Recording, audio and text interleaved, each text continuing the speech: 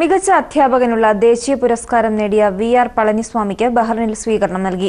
ബഹ്റൈനിലെ Indian school അധികൃതരാണ് സ്വീകരണം നൽകിയത്.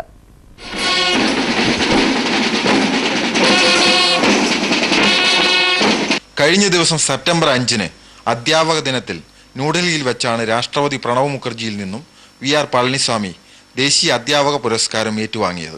മെഡലും 25,000 രൂപയും പ്രശസ്തി പത്രവും അടങ്ങുന്നതാണ് പുരസ്കാരം. വിദ്യാഭ്യാസ മേഖലയിൽ അദ്ദേഹത്തിന്റെ സേവനങ്ങളുടെ അടിസ്ഥാനത്തിലാണ് അവാർഡിന് അർഹനായത്.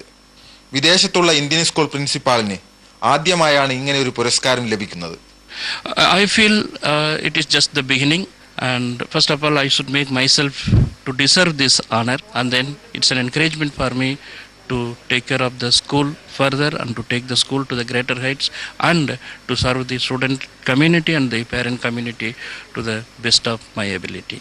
സ്കൂളിൽ നടന്ന ചടങ്ങിൽ വൈസ് പ്രിൻസിപ്പൽമാരായ മറിയ വാൾട്ടിൻ, ഡോക്ടർ അഷ്വാഖ് അഹമ്മദ്, ഭരണസമിതിയിലെ അധ്യാപക പ്രതിനിധി ശ്രീദേവി പണിക്കർ, അധ്യാപകർ, കുട്ടികൾ എന്നിവർ പങ്കെടുത്തു. India vision, Bahrain.